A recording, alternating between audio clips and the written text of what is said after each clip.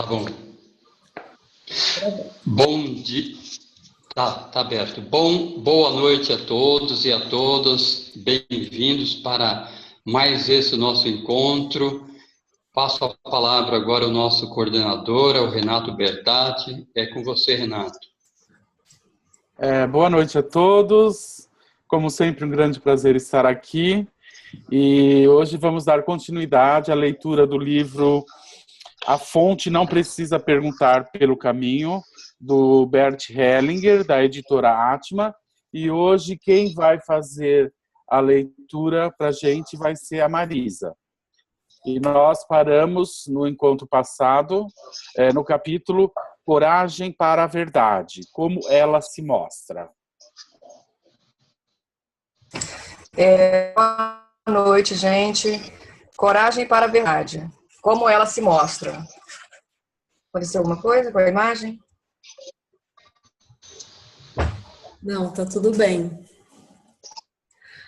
Às vezes o texto diz algo que soa terrível, apesar dos participantes perceberem que corresponde à realidade. Então, alguns terapeutas temem dizer também o que perceberam, apesar de estar visível para todos. Mas é terrível somente para o terapeuta, que acha que os clientes acreditam nele em tudo, que eles não pensam e decidem por si mesmos e que ele é, portanto, responsável por eles em todos os sentidos. Quando a percepção de algo que está à luz é comunicada, também parecendo ser ameaçadora, o cliente começa, por si mesmo, a olhar claramente para ela. Então, vê a gravidade e, de repente, tem força. Mas se o terapeuta acha que deveria poupar o cliente e, portanto, nada dizer do que percebe, o cliente fica com medo do terapeuta. E com razão, pois esse terapeuta o engana. Seria um amor que engana, como se pudéssemos chamar isso de amor. Frequentemente, é simples covardia. A clareza somente se apresenta para alguém que dominou o temor, como Castaneda descreve muito bem em um de seus livros sobre o xamã Dom Juan. O grande temor que os terapeutas têm é: o que acontece se eu disser o que sei? Ou o que dirão os meus colegas se eu disser o que sei? Então, há uma comunidade conspirativa de covardes. Mas isso é um desrespeito à grandeza da realidade e à grandeza do destino e da alma de todos os interessados. Quando o terapeuta mantém uma clara posição sobre a sua percepção, o cliente tem um oposto e uma orientação. Ele não necessita aderir a essa percepção, pode ser também contra ela, mas tem uma orientação. Entretanto, se o terapeuta não se coloca frente a ele como oposto, o cliente não tem nenhuma orientação.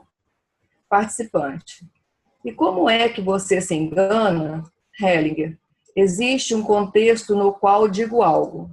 Se me engano, frequentemente vem um outro do grupo e me corrige. Também o cliente corrige isso. Então, existe um momento contrário que o ajusta, mas nem sempre. Por isso, sempre permanece um risco. Os erros atuam como corretivo.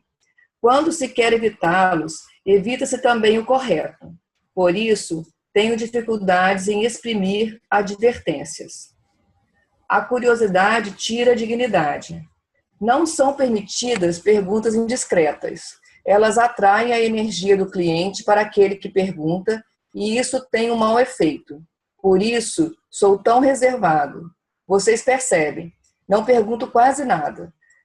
Quero saber pouco e, entretanto, posso trabalhar. Eu não atraio a energia para mim. Eu a deixo lá onde está, com as pessoas importantes. Os clientes já sabem. Se eu perguntar por curiosidade, são arrancados de sua concentração, pois precisam se ocupar de mim. Por assim dizer, eles devem se justificar perante mim, porque algo é assim. Isso tem um mau efeito. Tocar o amor na alma. Quero voltar ainda a uma pergunta que rejeitei tão duramente. De repente, foram dadas interpretações para doenças que são totalmente inadmissíveis e destroem algo na alma. Então, sou bem duro. Eu sempre protejo o cliente contra tais interpretações. Eu tenho um princípio segundo, o qual procedo. Esse é todo o segredo desse procedimento. Quer dizer, tocar o amor na alma. É esse. Nessa pergunta, nada tocou no amor. Pelo contrário, quando isso é ameaçado, o amor e a alma, sou bem duro. Os limites nas constelações familiares. Com a ajuda das constelações familiares, encontramos frequentemente belas soluções. Podemos ver isso aqui com frequência. Então, às vezes, consolida-se em nossas mentes uma imagem, como se pudéssemos, com a ajuda das constelações familiares, solucionar um problema difícil, mesmo quando se vê que na alma do cliente não existe ressonância para isso. Então, talvez nos digamos, eu só tenho que continuar. Então, a solução ainda será alcançada. Com isso, procede-se contra a percepção imediata. Quer-se pregar-lhe uma peça. Proceder contra o percebido destrói a própria alma. Por trás disso, age uma pretensão de poder, totalmente inversa à humildade, que é necessária para esse trabalho. Nesse trabalho, não vou além do que posso. Quando me sinto impotente, paro. Há pouco, senti-me impotente na constelação com uma cliente, por isso parei. Mas então chegou dela uma indicação e pude continuar. Sem essa indicação, sem o que veio dela e me deu, por assim dizer, permissão e apoio, não poderia ter feito nada. Os vivos e os mortos. Para mim, fica sempre mais claro que nós não podemos permanecer nas revelações superficiais das constelações familiares, que temos que incluir ainda outras coisas, muito mais abrangentes para chegar a uma solução. Vê-se, então, a grandeza dos mortos, e o reino dos mortos nada tem de amedrontador, absolutamente nada amedrontador. Ele é perfeito e grande. Os mortos são o grande reino, os vivos são algo transitório. No reino dos mortos repousa algo que é consumado. Os vivos chegam a esse reino mais tarde. Quando os vivos os desejam antes do tempo, perturbam os mortos. O direito a eles só existe na hora certa, não antes. O saber através da participação em uma alma em comum. O que acontece nas constelações familiares é misterioso. Como é possível que pessoas inteiramente estranhas, que não têm a mínima ideia da família ou da pessoa que representam, de repente, reajam como essa pessoa e assumam os seus sentimentos, tipo de comportamento e até os seus sintomas físicos? Creio que aí temos que modificar algo em nossa concepção do mundo. Também na teoria filosófica do conhecimento ou na teoria da comunicação existe a ideia de que o saber baseia-se em informação. Entretanto, aqui vemos que existe também um outro saber, que não se baseia em comunicação, mas sim em participação. A pergunta é, o que é isso do qual participamos? Eu refleti muito sobre isso, e o que me parece mais aproximado é que tenhamos participação em uma alma em comum, que aquilo que designamos como nossa alma, não podemos designar assim, pois nossa alma nos liga à nossa família, e para além da família, com a grande alma, como a denomino. Nela, todos estão ligados entre si e, com efeito, cientes. Daí temos esse saber participativo. Nas constelações familiares, esse saber tem efeito nos participantes e principalmente no terapeuta, se ele o permitir. Isso é importante. Se o terapeuta ainda está preso à filosofia de que o saber se baseia em comunicação e a fazer muitas perguntas a cada um dos indivíduos antes de começar a atuar, então perdeu o contato com essa grande alma. Por isso, o terapeuta renuncia a muitas dessas perguntas desde o início. À medida em que o terapeuta se introduz nesse campo de força, chegam-lhe os conhecimentos de que ele necessita. Esse trabalho exige do terapeuta uma total reconsideração. Mas, se agora o terapeuta permanecer na ideia de que primeiro tem de perguntar tudo e só então saber o que tem a fazer, estorva o campo de força no qual se encontra. Então, ele tampouco recebe dos participantes a comunicação da inteira verdade, o que é importante. Portanto, o mais importante é que primeiro o terapeuta se retraia, tente compreender o grande, confie na providência da grande alma, deixe-se guiar por ela e então fique tão inserido no que acontece que algo pode vir à luz passo a passo. Por isso, o terapeuta não sabe o que se mostrará no fim. Ele sempre acompanha os passos, assim como resultam. Às vezes, eles são extremamente grandes, de tal forma que ele pode ficar com medo, por exemplo, de o cliente morrer realmente. Mas o terapeuta também não tem medo disso. Quando ele acompanha totalmente esse movimento, às vezes esse se altera e traz uma solução. Mas somente quando acompanha totalmente esse impulso sem freá-lo. Por exemplo, por compaixão, porque acha, vamos tentar encontrar ainda uma boa solução, apesar de não existir nenhuma e querer agir, sem estar em contato total com a realidade da situação. Ok, vamos fazer uma pequena pausa. Acho que tem perguntas. Marisa, só um minutinho. Ok. Alice, tem alguma pergunta? Tem, a primeira é da Nádia. Ok, então Pode abrir seu fazer, Nádia. microfone. E no fim, essa pergunta também tem a ver com o que a gente leu hoje, mas a minha pergunta, ela está falando, 181, né? Sobre a seriedade, Renato, na página 181. Ele fala aqui, é muito importante que leve a pessoa a encarar com seriedade o trabalho. Não se pode fazer levianamente, senão ele se volta contra o terapeuta. Você pode dar algum exemplo sobre isso, Renato? Sim, posso sim. Aliás, essa pergunta é uma pergunta que me fazem com frequência nos trabalhos.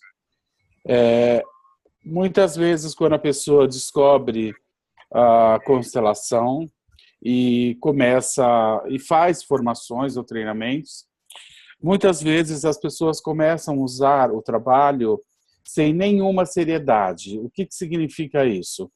Querendo usar a técnica para satisfazer uma curiosidade sobre determinada situação, ou, por exemplo, usar a técnica simplesmente para estar diante de situações que não têm a mínima seriedade, certo? Quase como uma brincadeira, né? Tipo, vamos constelar isso. O que está acontecendo? O que está acontecendo? Vamos constelar isso. Fazem isso com uma total desrespeito com a técnica, fazem isso por curiosidade. O que aquela pessoa se sente? Vamos constelar isso, vamos ver como ela se sente. Ou nesse negócio especificamente, vamos ver o que a constelação fala. Ou seja, são atitudes onde a pessoa usa a constelação por pura curiosidade, sem uma seriedade, sem um objetivo claro, e o faz com total desrespeito com a técnica. Quando uma pessoa ela faz isso, a gente observa uma coisa muito interessante, que o que o campo revela não tem nada a ver com a realidade. Ou seja, o que se mostra ali naquela hora não tem a mínima consistência. Aquilo se torna algo totalmente sem sentido. Então, é disso que o Bert está falando quando ele fala da importância de nós usarmos esse trabalho com seriedade, com respeito. Não fazermos disso uma brincadeira ou uma coisa de matar curiosidade ou até bisbilhotar determinadas pessoas ou determinadas situações. Basicamente é disso. Não sei se eu respondi. Respondi? Ok. A Cláudia também tem uma pergunta. Ok. Pode abrir seu microfone. Oi, gente, estão me ouvindo? Sim, Cláudia, estou te ouvindo. Bem. Oi. Então, eu queria que, enfim, um comentário, um esclarecimento a respeito desse item, os limites das constelações familiares, né? Que ele diz que, então, às vezes consolida-se em nossas mentes uma imagem como se pudéssemos, com a ajuda das constelações familiares, solucionar um problema difícil, mesmo quando se vê que na alma do cliente não existe ressonância para isso. E aí ele finaliza, né, com uma situação em que ele diz que se sentiu impotente numa constelação com uma cliente, e aí ele só continuou na constelação porque a cliente apresentou um impulso outro, né? A minha dúvida é como perceber isso, né? Até que ponto, quais são os sinais, enfim, que nos indicam quando o terapeuta pode estar incorrendo numa falsa solução, digamos assim, né? Ou que ele esteja diante de uma situação em que ele é impotente mesmo e que é que é aquele o limite daquela constelação. Quais são os parâmetros assim para a gente perceber isso, né? Esses limiares? Tá. Ótima pergunta, Cláudia, né? Isso. Então, Cláudia, existe algumas referências importantes que nós devemos tomar. A primeira delas é em nós, no nosso corpo, no sentido de sentir que aquilo tem consistência ou não. Isso é a primeira referência que nós tomamos. O nosso corpo, quando ele entra em sintonia com todos os movimentos que estão acontecendo, ele vai fluido dentro desses movimentos que acontecem durante a constelação. Quando isso não acontece, nós percebemos no nosso corpo. É como se no nosso corpo aparece uma sensação, não, isso não pode ser, ou não, eu não tenho como continuar. Eu começo a perceber no meu corpo, ou através de imagens, ou de frases que surgem dentro de mim, com essa sensação de que isso eu não devo continuar, né? Então, isso é uma referência. Outra referência é quando eu olho para o cliente e eu estou em ressonância com o cliente e o cliente, ele está em desacordo com tudo aquilo que está acontecendo, ou seja, ele se nega a se conectar com tudo aquilo, ele não está de acordo com tudo aquilo que está acontecendo. Então, nessa situação, eu percebo que eu tenho que parar. Não adianta eu querer ir adiante com algo quando o cliente ele se indispõe a olhar para isso. Ele não está em ressonância com isso. Então, isso é outra referência que eu devo olhar para tomar essa decisão. Outra referência que eu devo olhar é no grupo, não só nos participantes como representante, mas também no grupo em volta. E se eu olhar no grupo, eu também vou perceber, através do grupo, daquilo que volta para mim do grupo, que eu devo ir em frente ou não devo ir em frente. Então, basicamente, não tem uma única referência que eu devo olhar para perceber ou para me conectar com esse limite de quando eu devo parar, seja porque eu estou me sentindo impotente, seja porque o grupo me devolve isso como uma coisa que eu não tenho como continuar, ou até mesmo quando eu olho para o cliente, eu posso ver que ele não está em acordo com aquilo e não aceita que aquilo vá adiante, e muitas vezes ele nem quer continuar o trabalho. Então, nessa hora que eu me deparo com essa realidade, seja percebida através do meu corpo, do cliente ou do grupo, eu me exponho a isso. Como que eu me exponho a isso? Eu trago isso à tona. E eu trago isso à tona como? Dizendo, por exemplo, eu não me sinto em condição de continuar. Eu aqui não me sinto tendo nada para fazer. Ou eu aqui não sei, não entendo o que está acontecendo. Ou eu devolvo até mesmo, às vezes, para o cliente, eu pergunto, e aí, o que eu devo fazer? Eu devo parar ou eu devo continuar? Eu trago ele na responsabilidade sobre aquilo que está acontecendo ali. E muitas vezes o cliente vira e fala, não, tem que parar.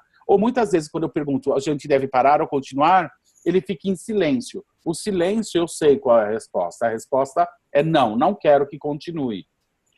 Certo? Então, assim, são várias as variáveis que eu posso e devo estar presente para estar percebendo todas essas dinâmicas. E quando eu a percebo, eu a trago à tona, dizendo sobre isso. E acontece aí uma coisa muito interessante, que é isso que o Bert revela aqui nesse capítulo.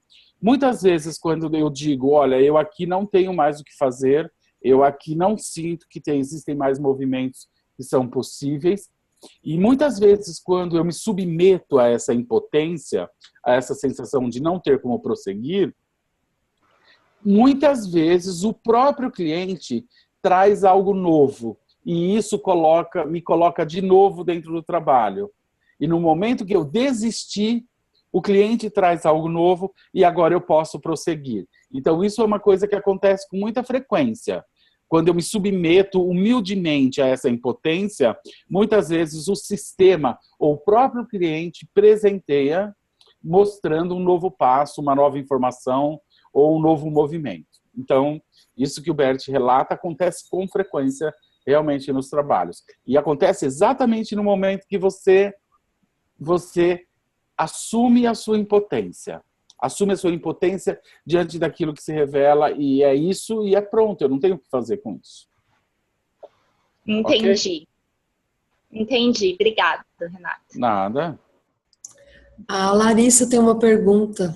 Larissa, pode abrir seu microfone? Boa noite, Renato. Boa noite, Larissa. Nesse tópico aqui, coragem para a verdade, como ela se mostra? O texto fala muito terapeuta, mas pensando um pouco no campo do direito sistêmico, a gente poderia levar esses ensinamentos aqui, transformar esses ensinamentos para o campo jurídico e ler aqui o terapeuta como o advogado, o defensor público, o operador, né, do direito, em relação às orientações jurídicas e também em relação à forma de conduzir o processo. Eu vou dar um exemplo, assim, nos processos que envolvem adoção, destituição do poder familiar, ou até mesmo um processo criminal. Essa questão aqui da clareza, né? E de não poupar aquele que te procura. Você acha que isso dá para a gente transpor para o campo jurídico e na hora das orientações, dos encaminhamentos jurídicos, a gente ter esse mesmo espírito de ter coragem para a verdade? Não tenho nenhuma dúvida. Porque isso que se revela, Larissa, isso que se revela quando emerge uma verdade diante de uma dinâmica, ela não é percebida só por você. Todos que estão olhando naquela direção se deparam com isso que se revela. Então, é uma imagem que eu usei muito lá atrás, no começo do grupo de estudo. É como se todos, diante de uma situação, estivessem num barco olhando para um oceano, né? E todo mundo está olhando na mesma direção. Subitamente, um golfinho emerge. Ele se revela. E quem estiver olhando naquela direção, todo mundo. É uma verdade que se revela a todos, não é só a mim. Então, isso não tem a ver com um terapeuta. Isso tem a ver com todos que estão presentes e têm coragem de olhar para aquilo que se revela. Então, sim, não só um advogado, como um juiz, como um promotor, ou mesmo um jurado, num caso de um julgamento, se ele se permite se expor a esse algo, eles estão diante desse algo. Porque esse algo não se revela só a uma pessoa, eles se revelam para todos que estão olhando naquela direção.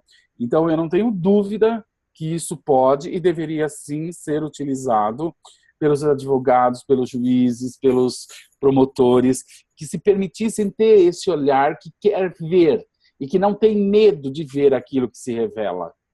Né? Mesmo que isso contrarie e exponha a pessoa numa situação. Mas isso vai trazer força. A verdade sempre ela é carregada de muita força e de muita transformação.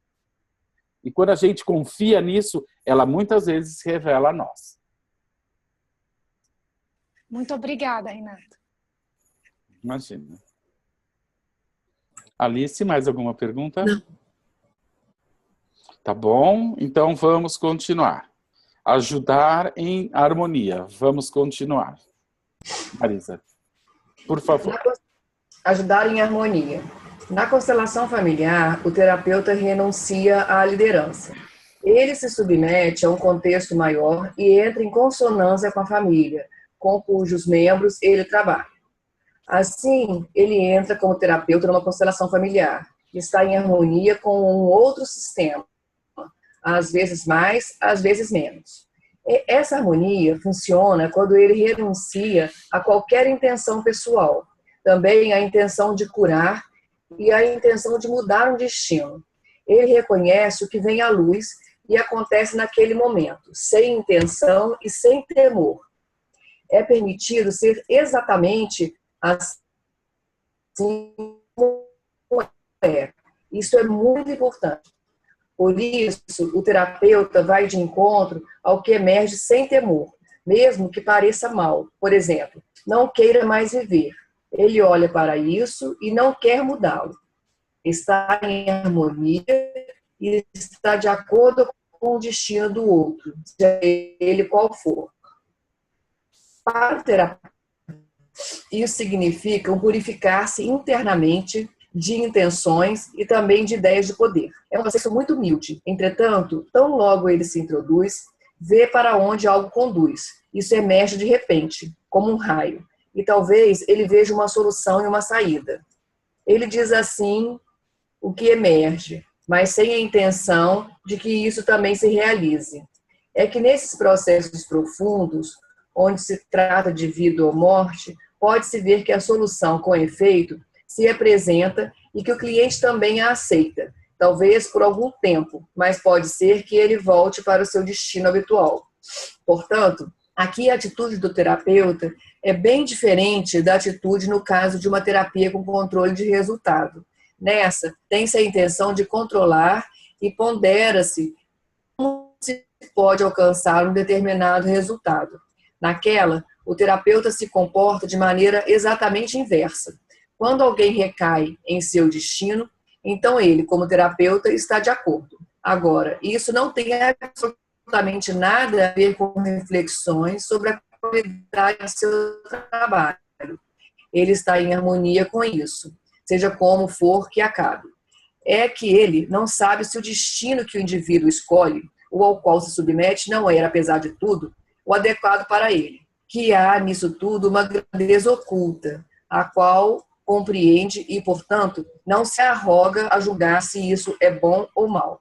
Nesse caso, o processo interno é retrairmos-nos da multiplicidade dos fenômenos e de tudo o que sabemos para um centro vazio. Quanto mais dramático algo parece, quanto mais se trata de vida e morte, tanto mais é necessário que o terapeuta se recolha a esse centro vazio. Quanto mais profundamente ele o puder fazer, tanto mais ímpeto tem aqui o que diz. O que vem desse centro tem um efeito direto, pois vem da harmonia com os poderes que sustentam. Quem se entrega às constelações familiares, no decorrer do tempo, se aprofunda sempre mais nessa atitude, fazendo esse trabalho e entregando-se a ele, será levado pelo próprio trabalho a este centro. Por isso, para o terapeuta, ele tem necessariamente um efeito purificador e enriquecedor. Ele está sem intenção e sem temor, em harmonia com o transitório e também com um assentimento em relação à morte. Aqui a morte não amedronta. Para ele, a vida não é o maior, senão o ser, do qual a vida emerge e no que torna a se submergir. O terapeuta está em harmonia com esse ser e assim pode trabalhar. Por trás da procura por uma causa, existe muitas vezes a ideia de que se poderia manobrar algo posteriormente. Mesmo onde há o emaranhamento sistêmico, existe frequentemente a ideia de que, quando é trazido à luz, o cliente será, com certeza, curado através disso. Mas isso não é certo. Aqui, em primeiro plano, isso não interessa. Na constelação familiar, não tem nenhuma intenção a não ser colocar algo em harmonia, estar em harmonia. Isso, às vezes, tem às vezes um efeito curativo ou paliativo. Entretanto, quando eu constelo a família para que o cliente fique curado, não estou em harmonia, pois não sei de modo algum se isso corresponde ao movimento de sua alma. Nossa, é lindo. Sentimentos próprios e alheios. Participante. Eu imagino que, se tivesse que representar alguém, não poderia diferenciar. Acho que eu, na verdade, seria sempre eu mesmo, mas talvez isso não tenha importância. Hellinger. Quando entramos em uma constelação e o fazemos centrados, sentimos como as pessoas desconhecidas. O próprio sentimento não está completamente desligado, mas pode-se partir do princípio de que, na constelação, nos sentimos como as pessoas reais. Às vezes, alguém fica também com seus próprios sintomas, enquanto está lá dentro. Por isso, pode-se confiar em que sentimos como os outros. Ao contrário, quando alguém vivencia sentimentos em uma constelação, não pode aplicá-los em si mesmo e dizer, como é assim, comigo é assim. Ele tem de diferenciar realmente entre estes outros sistemas e o seu próprio. É importante que, através desse trabalho, se reconheça como os sentimentos são efêmeros e quão pouco tem a ver com a gente e quanto tem a ver com o lugar que se ocupa em uma família. Até que ponto os representantes são autênticos? Participante. Como é que essas pessoas escolhidas arbitrariamente podem reproduzir uma situação que corresponde ao mundo emocional dos interessados? Hellinger. Já me pergunto há anos como isso é possível. Para mim é um segredo. Temos que nos despir de um conceito muito difundido, também de uma teoria do conhecimento muito difundida, de que nosso saber, paralelamente à observação, se baseia em comunicação. Portanto, de que uma criança só sabe sobre a sua família daquilo que lhe é dito, e que poder-se-ia ocultar algo de uma criança no sentido de, se não contarmos nada, então ela tão pouco saberá. Entretanto, isso se revela ser uma falsa suposição. Por trás desse tipo de conceito existe uma imagem da alma, isto é, que a alma está aprisionada em mim, que a alma do outro também está aprisionada nele e que nós não podemos nos comunicar sem que eu diga algo à sua alma e ele diga algo à minha. Como se nós nada soubéssemos um do outro, se não tivermos conversado um com o outro. Mas vemos que esse não é o caso. A alma é algo no qual nós estamos, do qual participamos. A psicologia opera amplamente com o conceito de que algo apenas acontece através da comunicação. Por isso, o terapeuta teria que perguntar primeiro ao cliente, interrogar tudo, e só quando tiver interrogado tudo está informado. Pouco antes, olhei para aquele cliente e vi imediatamente, é uma criança pequena. Então, não necessito perguntar nada mais. A anamnese posterior não teria trazido absolutamente nada adicional ao simples olhar. Essa é uma criança pequena em sua tristeza. Mas, abstraindo-se totalmente disso, vimos a saber. Fazemos parte de algo grande. Isso não é acessível através da psicologia usual, mas é acessível quando esqueço o que me propus. Quais são os meus conceitos e minhas intenções? Então, me exponho a um grande contexto e dele emerge, de uma só vez, o saber imediato. E, na verdade, o saber vivenciado, como nós podemos ver aqui. Nesse plano absolutamente diferente, acontece então a informação, a experiência, a solução. O que cada um traz de individual é ínfimo comparado com esse geral. Por isso, o individual, via de regra, estorva a constelação, com bem poucas exceções. Portanto, para mim, o conceito de individualidade é, por assim dizer, escrito em letras pequenas. Representação e eu, participante. Como é que podemos nos delimitar quando estivemos em um papel? Como é que tornamos a nos livrar da energia? Hellinger. Nunca se está completamente em si mesmo, na própria família. Nunca se está completamente em si mesmo, e quando temos que representar um dos membros de uma família desconhecida, também não está completamente em si mesmo. Às vezes é bom, quando depois de uma constelação, ainda se fica algum tempo no papel de representante, porque através disso se experimenta como nos deveríamos sentir em uma outra família e como são lábeis nossos sentimentos. O que consideramos estáveis em nós mesmos, experimentamos então apenas como lábio. Vê-se, pois, como os sentimentos mudam rapidamente nas diferentes constelações familiares, quando nos ajustamos a esse flutuar, a esse fluir para cá e para lá. De repente, estamos em casa em todas as partes. Em uma constelação familiar, existem também papéis que são perigosos. Deve-se sair rapidamente desses papéis. Então, o que ajuda é imaginarmos que traçamos um círculo mágico em torno de nós mesmos, do qual nada pode sair e no qual nada pode penetrar. Quando se está fora desse círculo, por ter sido representante, volta-se em seguida a esse círculo mágico. Porém, existe ainda métodos mais simples para isso. Recolhemos-nos ao centro vazio. Lá se está tanto ligado como separado.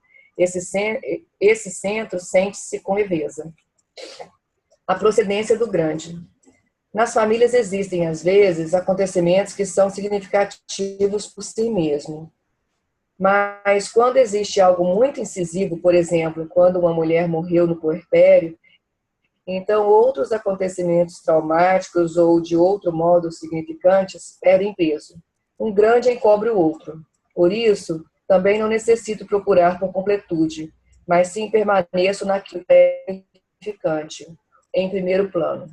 Deve-se diferenciar também se algo se deve à vivência pessoal ou se tem a ver com a dinâmica sistêmica. Quando alguém, por exemplo, teve de ficar no hospital quando uma criança pequena e ficou longe de sua mãe por longo tempo, então esse é um acontecimento pessoal. Os acontecimentos pessoais são, via de regra, secundários em relação aos sistêmicos. Portanto, eu olho primeiro para a família como um todo. Se existem lá emaranhamentos e se algo não está solucionado. Se é assim, trabalho primeiro com a família e só depois com o trauma pessoal. Quando existe um trauma pessoal muito proeminente, não começo com a família. Isso seria desviar. Então, trabalho primeiro com o trauma. Nota-se o que deve vir primeiro. Não se podem solucionar acontecimentos traumáticos com a dinâmica do sistema e vice-versa. Nisso, deve existir uma certa harmonização. Os emaranhamentos mais incisivos são os sistêmicos. Eles também são, em sua maioria, inconscientes. As dificuldades pessoais são mais fáceis de ser trabalhadas do que os emaranhamentos sistêmicos. Uma das realidades. Participante. Você disse que o terapeuta se coloca entre a realidade e o cliente. É a realidade ou é a realidade do cliente? Perguntando de outra maneira. Entre irmãos, é inteiramente possível ter realidades diversas de uma e mesma família e, portanto, também imagens internas diferentes? Hellinger. A família é uma realidade, mas dentro da família, cada um dos membros tem funções diferentes e, a partir de funções diferentes, percebem a realidade diferentemente. Por exemplo, quem possui a função de vítima percebe a realidade da família de outra maneira do que um que está livre de tal função. Mas a imagem geral é mais ou menos igual. Não se pode diferenciar se uma das imagens é mais objetiva do que a outra, pois quem tem uma imagem objetiva, isso tem somente aquele que se construiu uma imagem. Portanto, essa pergunta é irrelevante.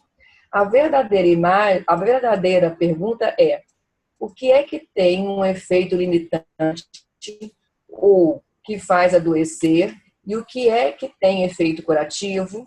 Isso pode ser visto durante a constelação. Naturalmente, existem diferenças. Se uma mão constelam os dois, o seu sistema atual, cada um constela algo diferente. Porém, então, tem uma comparação. É frequente que um dos dois esteja mais próximo da realidade. Digamos, ele é mais corajoso, ele encara mais a realidade. Comparando-se as duas constelações, pode-se ver quem foi e quem não foi corajoso. Entretanto, pode-se ver também que mesmo quando ambos constelam completamente diferente, as reações dos participantes são iguais, apesar da família ter sido constelada diferentemente. O terapeuta vai com a dinâmica que ajuda melhor. Também, quando a família foi constelada de maneira incompleta, os representantes dão informações suficientes para que se possa ver onde está o problema e onde se pode procurar pela solução. Nesse ponto, isso tem algo fluido. Tem uma relação de incerteza, às vezes até uma bem grande, mas é suficiente para a solução. Certa vez escutei uma frase de Werner Heisenberg, que nem me impressionou muito. Ele perguntou: qual é o contrário da clareza? E o grande Heisenberg respondeu: o contrário da clareza é exatidão. Um belo dito. Com efeito, aqui trabalhamos com clareza, mas sem exatidão. Ok, vamos fazer uma pequena pausa. Tem alguma pergunta, Alice? Sim, a Cláudia tem uma pergunta. Não. Oi, então, eu tenho 3 perguntas. A primeira delas é quando ele fala que, por exemplo, nessa última parte, né, uma das realidades, que ele fala das diferentes noções de realidade. A pergunta que me veio é possível que numa mesma pessoa que tenha, vamos supor, uma doença crônica, supondo,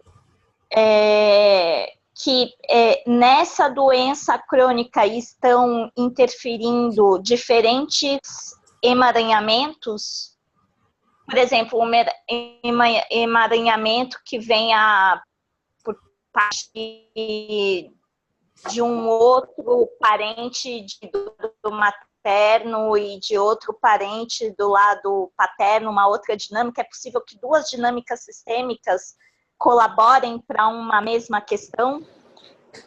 Sim, isso é possível. Tá. Bem direto, sim, isso é possível. Às vezes uma doença pode ter mais que um tipo de enredamento associado, sim. Tá. E quando ele diz que, um pouquinho mais para trás, que ele diz que existem determinados papéis que são perigosos e que deve-se sair rapidamente desses papéis. Quais seriam esses papéis perigosos? Você poderia dar um exemplo para a gente visualizar?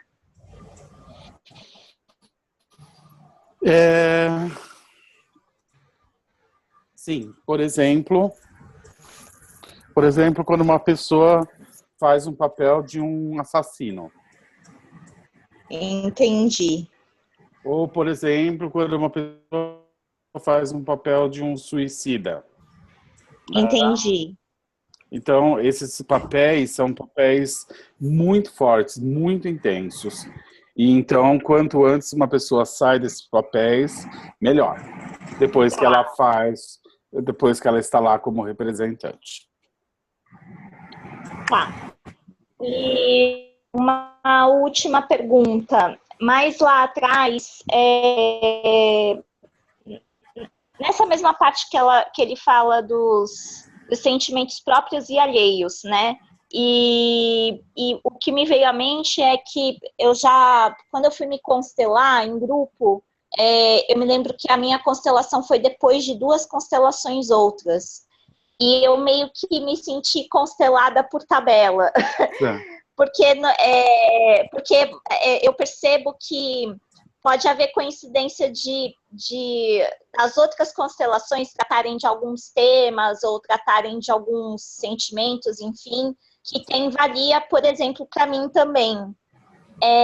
Então, eu queria saber se essa minha participação por tabela, né, às vezes assistindo ou mesmo representando, enfim, tem um efeito sistêmico ou é um efeito meramente, digamos assim, pedagógico, de eu pegar o que tem de interessante dali, usar para mim? Tem efeito plenamente sistêmico, como se você tivesse constelado. Entendi. Aliás, existem 3 formas, né, de a gente ter acesso ao conhecimento, ou isso, basicamente isso, ter acesso ao conhecimento. Existe uma forma formal e racional, que é aquela que nós recebemos o conhecimento através da palavra, da explicação, é a forma da escola onde nós aprendemos, né? Isso é uma forma de recebermos um conhecimento. Existe outra forma de nós recebermos o conhecimento, que é através da experiência alheia, ou seja, você vê alguém passando por algo e isso imediatamente lhe ensina algo sem que você tenha que passar por aquilo. Então, a gente aprende através da experiência do outro. Então, isso é uma outra forma de acessarmos um conhecimento, que eu, através da vivência do outro, eu entendo algo, e isso é o suficiente para que isso fique presente e eu possa utilizar isso na minha vida.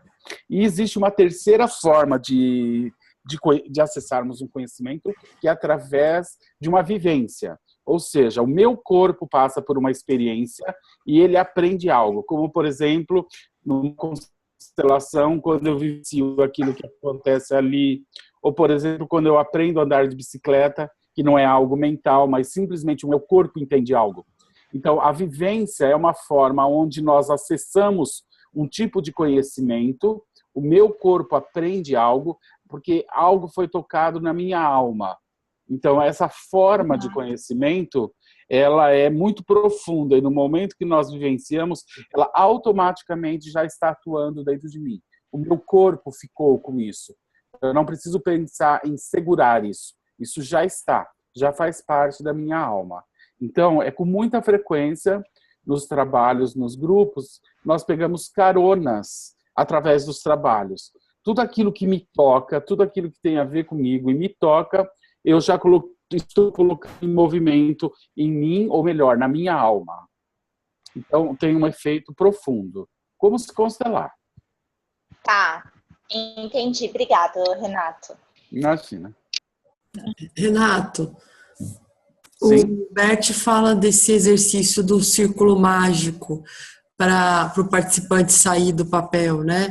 Você tem alguma outra sugestão de algum exercício para ajudar o participante a sair mais rápido de papéis pesados, assim? Eu uso esse também, é muito eficiente. Eu coloco quando o cliente, com muita frequência, tem clientes que saem de papéis pesados e eles ficam passando mal e não saem, né? Então eu imediatamente trabalho pessoas. Eu imediatamente coloco elas de novo nesse círculo, trago elas direto de volta para o papel, conscientemente, peço para elas imaginarem um círculo e saber que ela está exatamente dentro desse círculo representando alguém. E quando ela estiver pronta, de forma consciente, ela dá um passo fora desse círculo, deixando para lá dentro aquele papel de quem ela representa. E, geralmente, em poucos segundos, a pessoa já está fora do papel. Porque é o movimento consciente dela sair desse campo. Então, eu utilizo isso. Para mim, é o que tem de mais rápido, de mais eficiente. Você estabelece algum ritual, assim, no final da constelação, das pessoas, do cliente agradecer e tocar os representantes, alguma coisa assim, para marcar o fim dos papéis, ou você acha que isso não precisa? Eu não faço nada disso. Não faço nada disso, não vejo de fazer nada disso. Eu não sinto necessidade de fazer nada disso. Pelo contrário, eu acho que uma despedida mais simples, só se recolhendo, é muito mais eficiente do que entrar em uma relação de, sabe, de se despedir, de agradecer, ir lá abraçar, ficar abraçando. Eu não isso, eu acho mais eficiente essa despedida mais seca. Ok, muito obrigado a todos, podem sentar. E os representantes também, o cliente também avisa a todos, ok, muito obrigado a todos e pronto, e senta. Eu vejo que quanto antes se despede disso, quanto menos emoção pessoal se coloca dentro disso, eu vejo que é mais eficiente. Não mistura, sabe? Então, eu pessoalmente não faço, não sinto necessidade de fazer. Mas eu sei que tem pessoas que fazem. Mas, ok, cada um é cada um. Obrigada. Imagina. Mais alguma pergunta? Não. Bom, nós temos mais um pouquinho.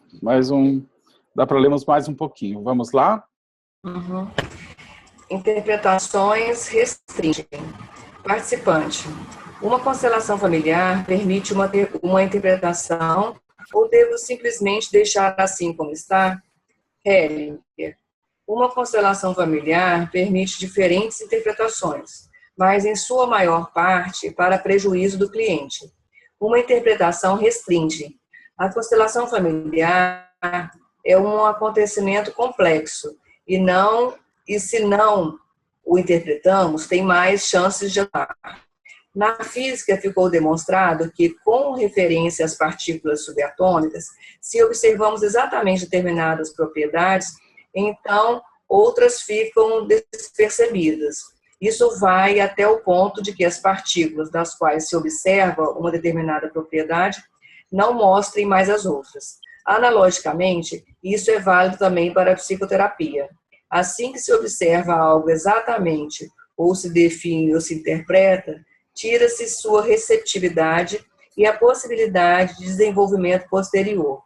Por isso, na psicoterapia, diagnósticos podem ser perigosos. Por exemplo, aqui não deixo ninguém descrever detalhadamente ou a doença ou seu problema. A descrição e o esclarecimento do problema o reforçam. Não devemos agora entender isso como instrução de não fazer absolutamente nenhum diagnóstico, mas vale a pena refletir sobre isso. O efeito sobre membros ausentes da família. Aquilo que as constelações familiares causam nos representantes que sentem como as pessoas que representam, atua também na outra direção. O que acontece aqui reage sobre os membros ausentes da família. Quando se interrompe, o terapeuta renuncia ao supérfluo. Esse é um princípio importante nesse trabalho. Há algum tempo, alguém me escreveu uma carta e nela comparava a constelação familiar com uma obra de arte.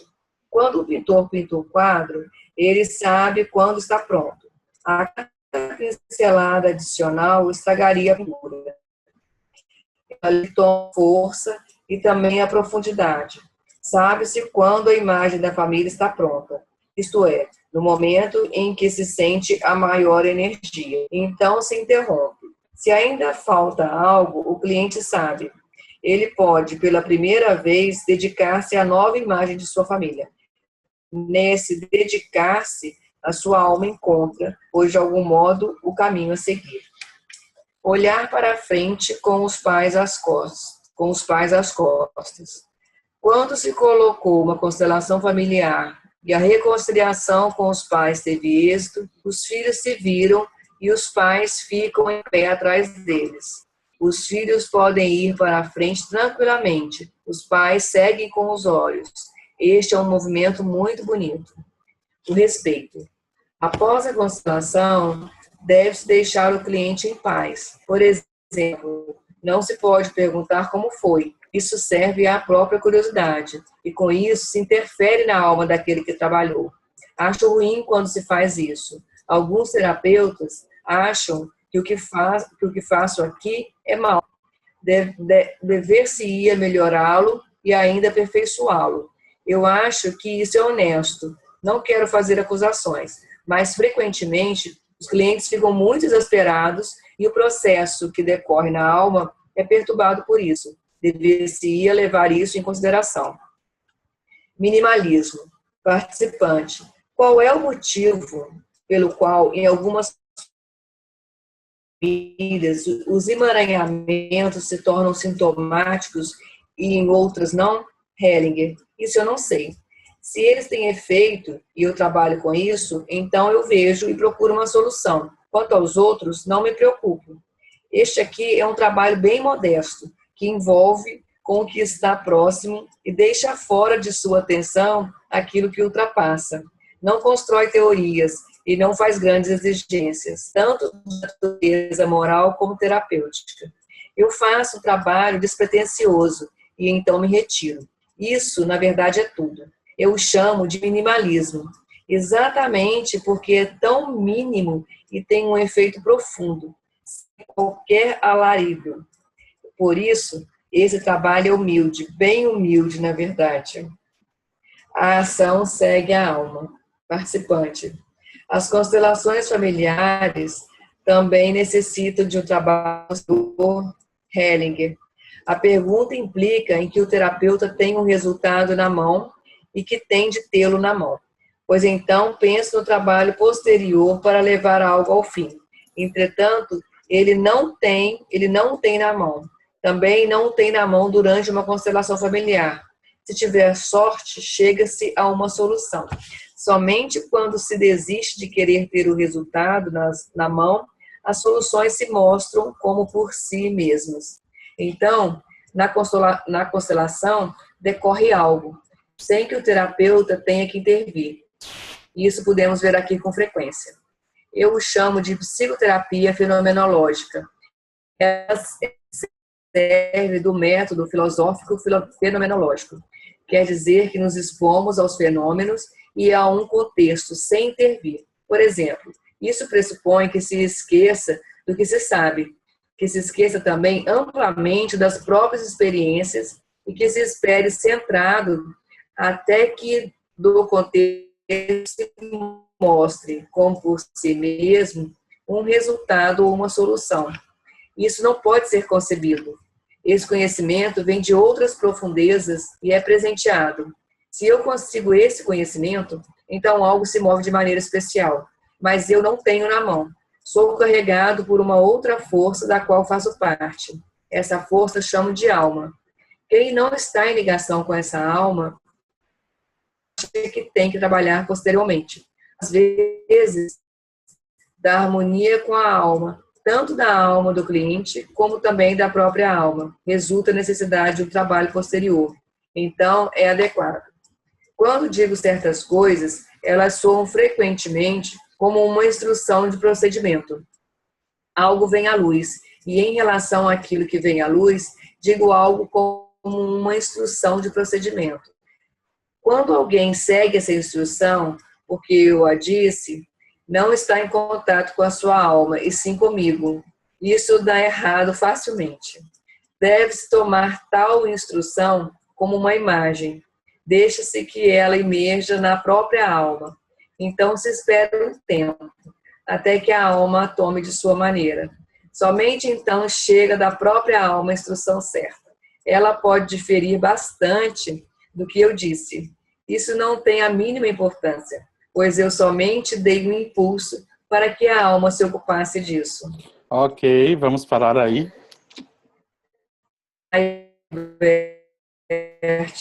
incrível, né? Chega a ser poético. Ai, meu Deus. Chega a ser poético a forma como ele descreve. Meu Deus, tão simples e tão... Ai, ui. Ui. Alguma pergunta ou alguém tem algo para colocar, compartilhar?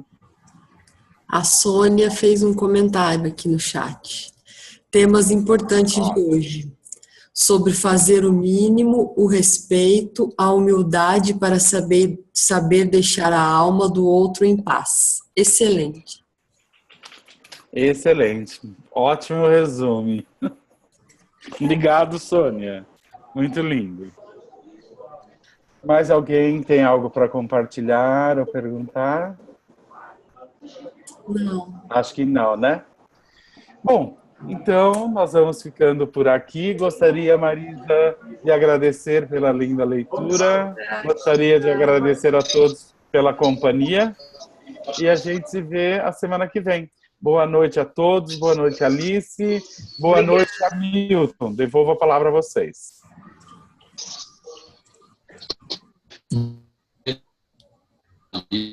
Boa noite a todas que aqui participaram. Até a semana que vem. Tchau, tchau.